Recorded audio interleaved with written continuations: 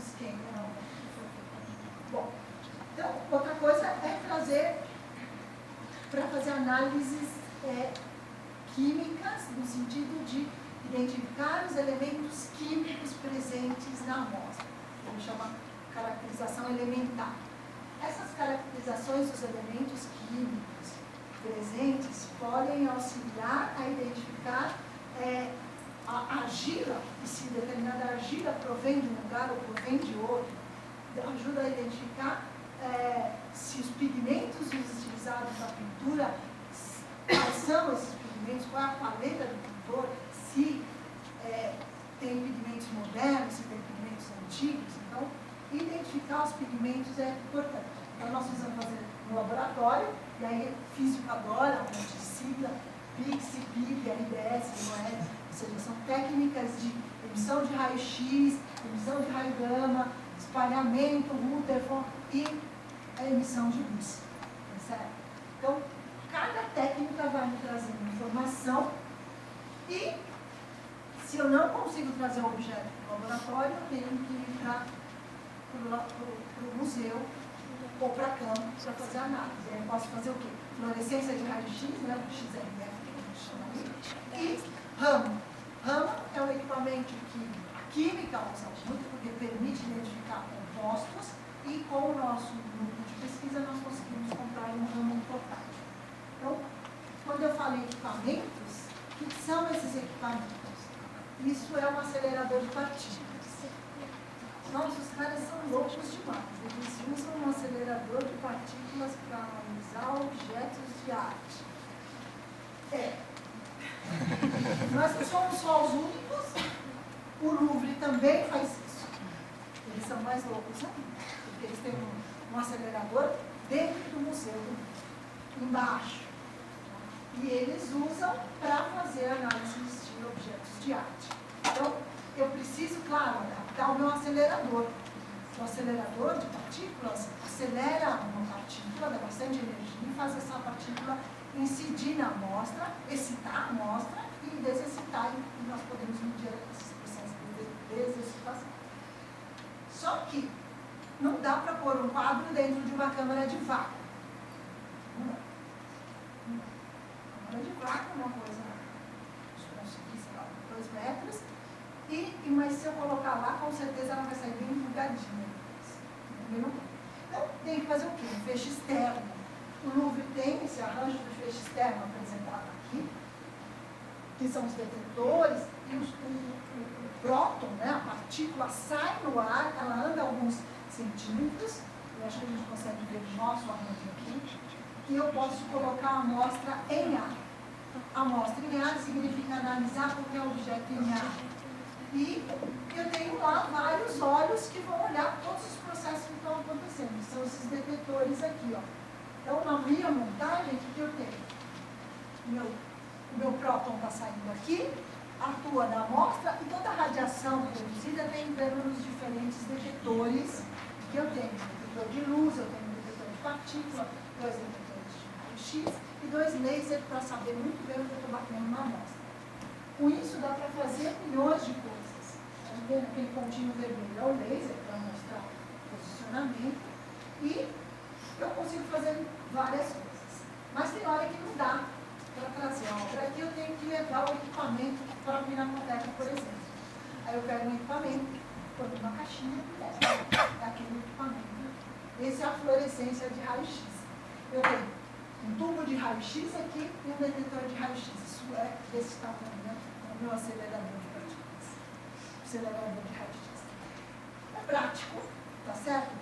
As coisas que eu vejo em ambos os casos são muito semelhantes, mas com a vantagem, então, de trazer para o acelerador. Eu consigo ver, como eu tenho vários detetores de diferentes tipos, eu estou vendo várias coisas ao mesmo tempo. Aqui eu só estou vendo raio-x. Para ver outras coisas, eu preciso pegar outros equipamentos e ir acoplando a análise. Entendeu? Por exemplo, se eu quero fazer ramo, um ambiente composto, eu preciso ter esse equipamento. Ele é portátil também. É uma maleta 007. Sabe, andando com ele, tenho 2 lasers aqui. Tudo para campo mesmo. 2 lasers, um computador, uma bateria, dá para trabalhar a bateria, e o que eu gero é um espectro, só que a gente chama de espectro. Montagens de alguma coisa por aqui comprimentos de onda, ou energia, depende do que da medida que eu faço. E cada pico que eu tenho, eu consigo identificar o material, no caso aqui, eu identifico o composto.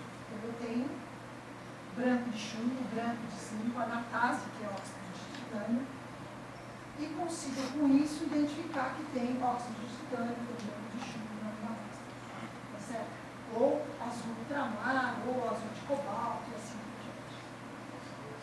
Voltando lá no meu acelerador, que eu falei para eles a vantagem de usar o sistema, porque eu tenho vários processos acontecendo ao mesmo tempo.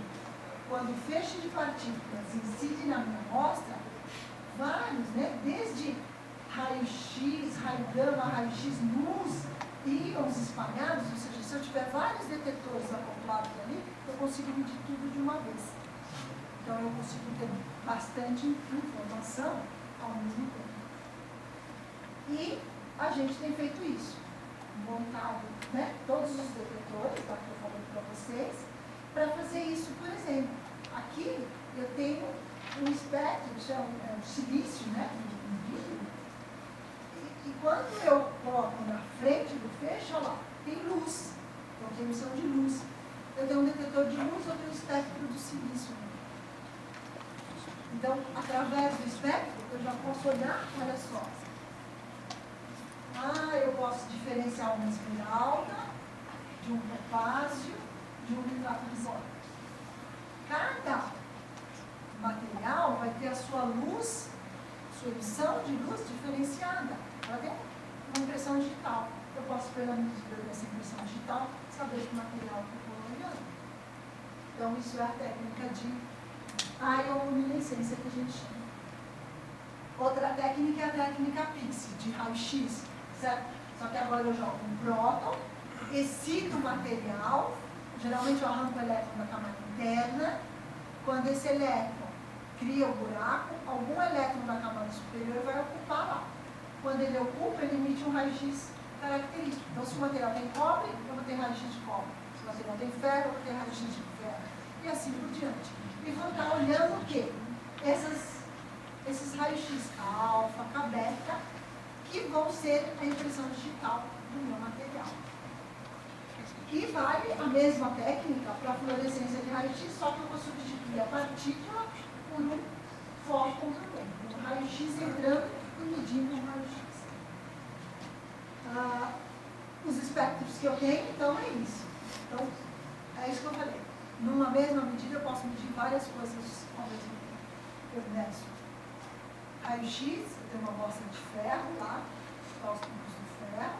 Eu tenho RBS, que é a partícula espalhada para RBS, mas é chatinho de fazer essa análise, mas está ali. Eu posso determinar o alumínio que estava aqui na janela, posso medir a luz que sai de uma soldaria, de um mineral.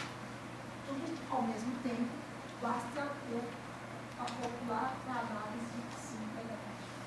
A gente fez isso para aquelas peças cilíndricas do mar, e aí a física para que ali entra a parceria. Essa é importante, porque interpretar esses dados aqui, o físico vai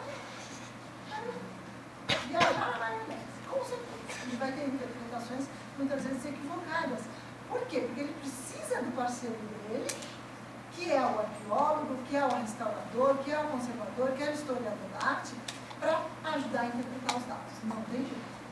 Tá certo? Então, esses dados aqui, eu com a Silvia ficamos discutindo e dá para diferenciar. A princípio, eu tenho dois grandes grupos aqui.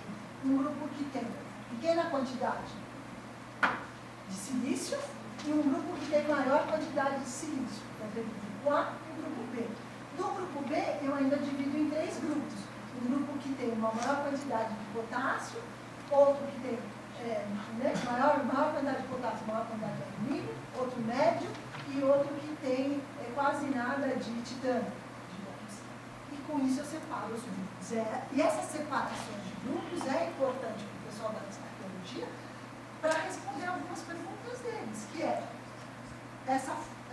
esse material pertence à mesma cultura, não pertence à mesma cultura, eu posso falar que essa cerâmica é de um grupo etnológico e analisando outro conjunto que são do mesmo, pertencem aos mesmos grupos, quando eu olho aqui e faço um gráfico de zinco, de silício, desculpa, por ferro, zinco por ferro, que aqui é silício, eu percebo que silício com ferro, todo mundo ficou junto, né? As bolinhas rosas seriam de um conjunto de cerâmicas e as bolinhas azuis de outro conjunto de outras cerâmicas. E elas se misturaram. Mas quando eu juntei, fiz o gráfico de zinco por ferro, o que aconteceu? O zinco separou do ferro. Então significa que o zinco é o meu elemento que vai identificar a procedência, como se eu separei os dois grupos. E olha, quando eu faço o gráfico de barra, é nítido que esse grupo aqui, que é o grupo 6, ó, 6, 6, 6, 6, 6, todo mundo está separado desse grupo 1, 1, 1. Quem fez essa primeira separação foram os arqueólogos. Mas tem hora que eles ficam assim, mas essa peça é desse grupo, é desse, né? Não é assim? Aí, nossa, a gente ajuda você. Ó, o zinco pode ajudar, a identificação do elemento pode ajudar a separar, certo? Então, faço análise estatística, tudo aquilo que a gente aprendeu na física, eu vou aplicar. Faço análise estatística e mostro, olha pessoal, está lá dois grupos. E aí eles falam assim, não, mas esse aqui, eu tenho quase certeza que era daquele grupo. Bom, a estatística não sei que é daquele grupo de lá. Aí eles vão repensar. Tá certo? Acho que eu vou dar esse último exemplo. Tá bom. Eu acho que esse é o último exemplo legal, tem um monte de coisa, a gente vai explicar. Esse daqui é um exemplo de um globo, né? Isso aqui é o Museu Tumbas Reais Hispanas.